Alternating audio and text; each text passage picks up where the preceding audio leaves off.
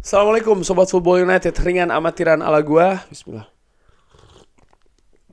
Video ini insya Allah akan tayang hari Senin. Gue ucapkan selamat hari Senin. Selamat beraktivitas. Selamat menjalankan ibadah puasa. Yang puasa Senin Kamis.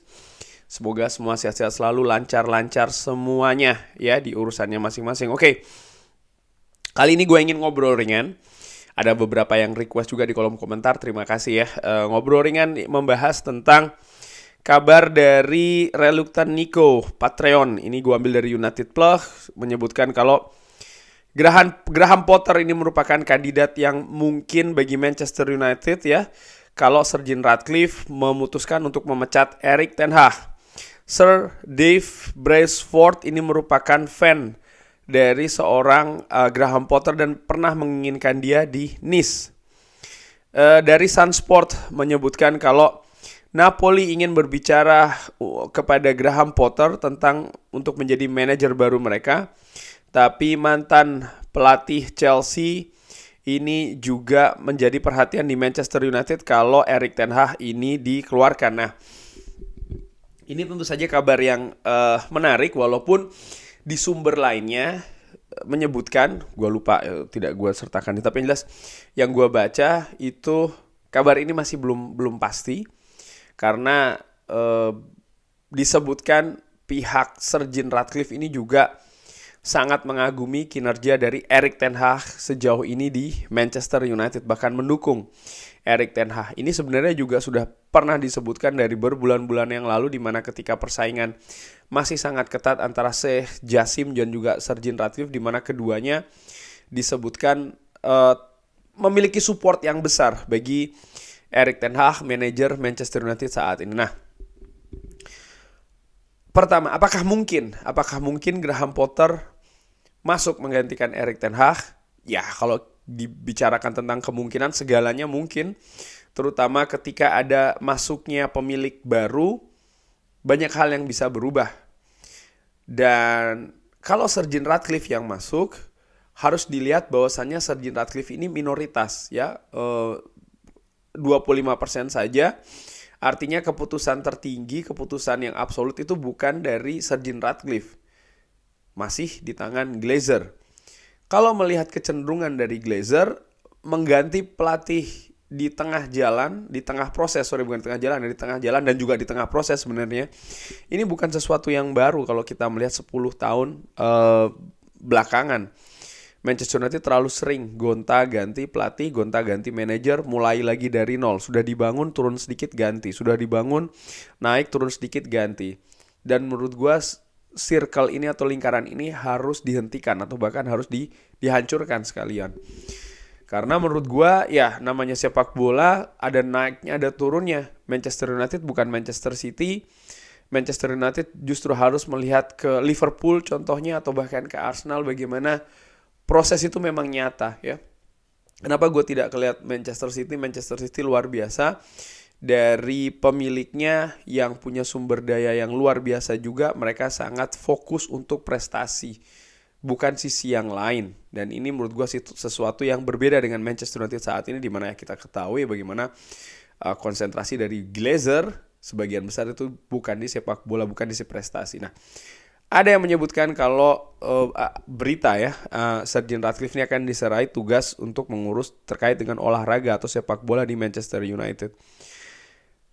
Dan dari situ apakah akan melakukan perubahan sampai dengan menyentuh manajerial, manajer Manchester United?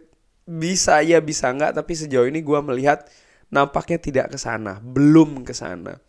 Gue lebih menitik beratkan atau yang gue amatin ya, sepertinya posisi-posisi terkait dengan manajemen. Mungkin CEO dari Manchester United akan berganti, atau mungkin komposisi direktur dari Manchester United itu yang akan berganti. Dan yang gue harapkan siapapun yang menggantikan atau posisi yang baru masuk atau orang yang baru masuk sekalipun juga dapat mensupport Erik ten Hag, karena sentralnya ya posisi vitalnya itu pada proses atau proyek dari Erik ten Hag. Dan gue juga berharap hal-hal yang berbau instan segera disudahi di Manchester United. Tidak pernah berhasil hal instan tersebut selama 10 tahun terakhir. harus ada sinergi, harus ada kerjasama, harus ada sinkronisasi yang bagus antara manajemen yang bisa mensupport manajer. Karena sepak bola di atas lapangan itu pengimplementasiannya diatur banyak tergantung ke seorang manajer dari Manchester United. Oleh karena itulah gue selalu komit mendukung 110% siapapun manajer Manchester United,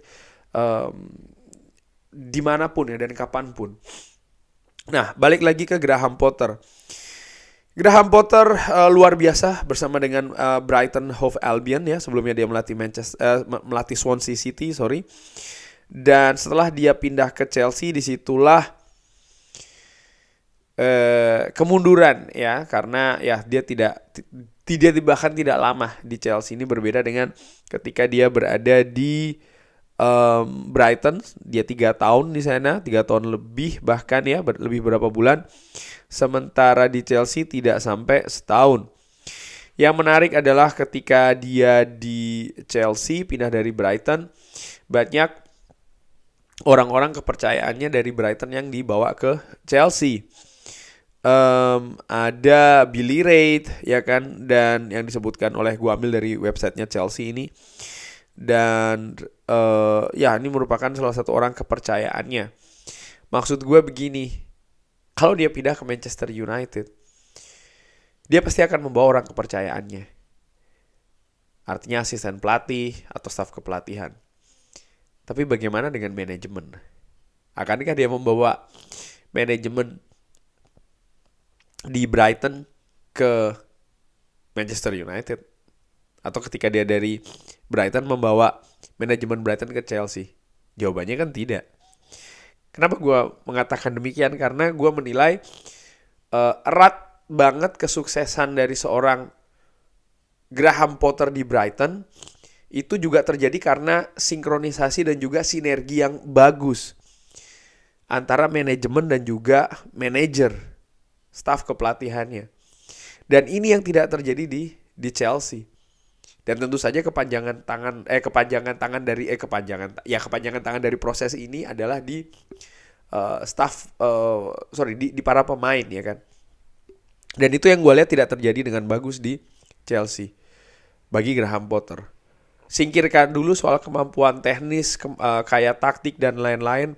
Karena menurut gue, kalau hal basic berupa fundamental, kerjasama, sinkronisasi, sinergi yang bagus antara manajer dan manajemen, manajer dan para pemain, kalau ini tidak terjalin dengan bagus ya percuma, tidak akan ada tuh namanya kaya, miskin, taktik dan lain-lain. Tidak akan bisa terimplementasi. Sekarang Brighton luar biasa bersama dengan De Zerbi. Banyak suara yang mengatakan lebih baik De Zerbi di Manchester United.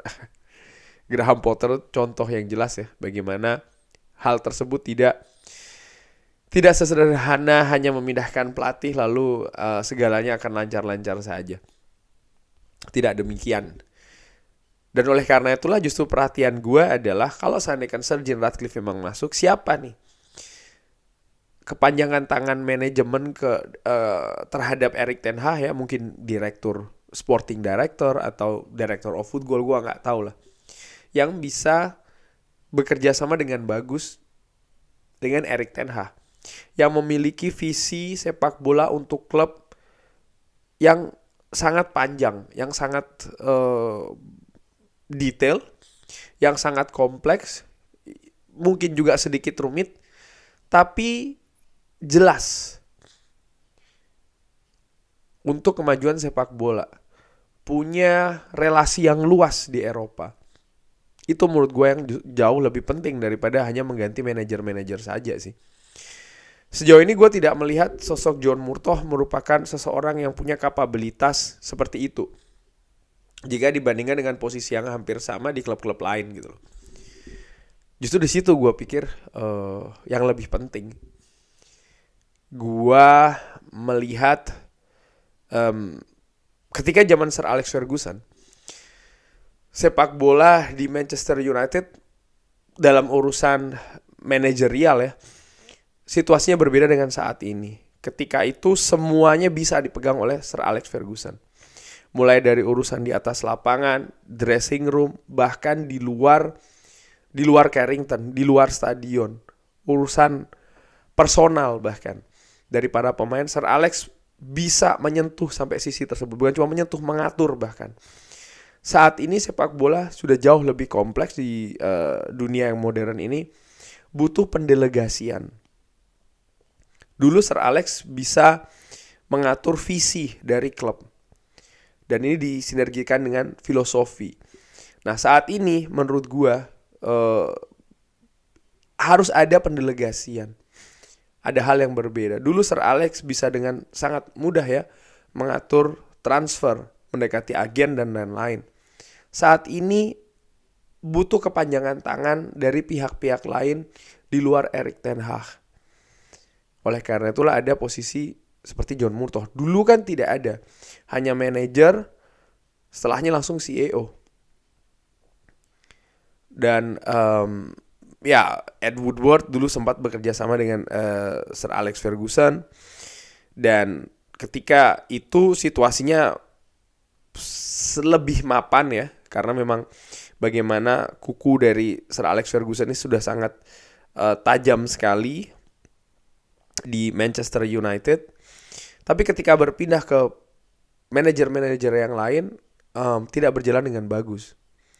Gue juga melihat bagaimana sinergi yang luar biasa antara David Gill dengan Sir Alex Ferguson. Hanya 2 posisi ini, CEO langsung ke manajer, dan segala urusan bisa berlangsung dengan bagus. Tapi setelahnya tidak. Dan baru di zamannya Ole Gunnar Solskjaer ada posisi John Murtough ini kan ya, walaupun dia tidak secara lama bekerja sama, tapi ini sebenarnya hal yang bagus. Jadi ada sebuah posisi yang bisa mensupport manajer, di mana posisi ini tidak di bawah manajer, tapi ya mungkin sederajat atau bahkan lebih tinggi. Dan di posisi inilah menurut gue yang akan memegang peranan yang sangat penting, sangat vital di Manchester United selain manajer. Ada nama Paul Mitchell yang dikaitkan dengan Manchester United. Menurut gue itu yang lebih menarik. Dimana gue melihat Paul Mitchell merupakan sosok yang mumpuni ya. Paul Mitchell dengan sepak terjangnya bersama Southampton, bagaimana dia berhasil mendatangkan dan membentuk pemain seperti Sadio Mane, Dusan Tadic ya kan.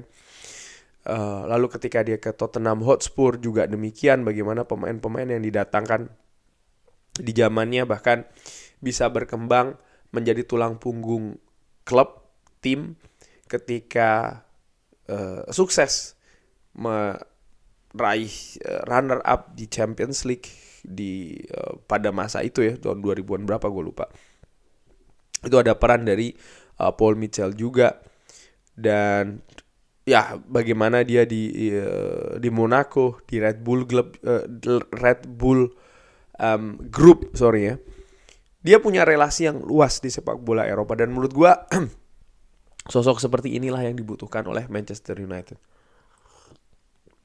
Hanya saja harapan gue adalah ya dia bisa bersinergi dengan bagus dengan Erik ten Hag.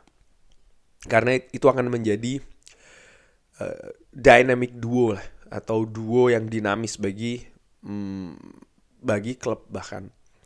Dan sekali lagi bagi gue kabar mengenai Graham Potter, pertama gue gak yakin sumbernya. Yang kedua, kalaupun iya pun itu juga tidak banyak akan merubah situasi. Karena ya saat ini bagi Manchester United tidak cukup hanya mengganti manajer saja, kalau seandainya memang ada apa. Tapi di luar itu semua, gue masih 110% mendukung Erik ten Hag. Gue melihat apa yang dilakukan Erik ten Hag sampai dengan saat ini sesuatu yang luar biasa di Manchester United. Kalaupun di musim keduanya ini sampai dengan sejauh ini masih tersendat-sendat ya, harus dilihat juga apa yang terjadi di klub. Begitu banyak cedera, situasi yang tidak jelas di klub, situasi internal juga masih belum solid di klub, pekerjaannya masih sangat besar. Namun demikian, yang gue sukai dari Erik ten Hag adalah dia tahu hal apa yang harus diperbaiki dulu.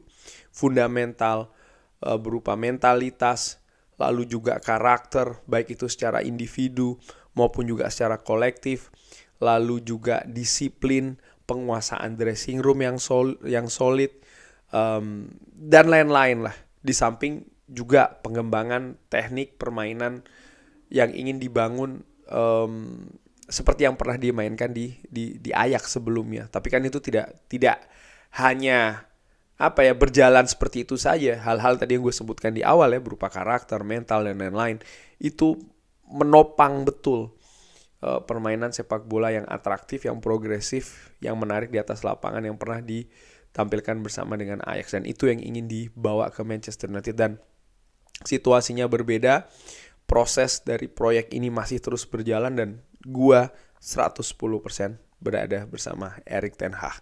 Kurang lebih demikian ngobrol ringan kali ini. Terima kasih sudah menyaksikan. Jangan lupa like, subscribe. Wassalamualaikum warahmatullahi wabarakatuh.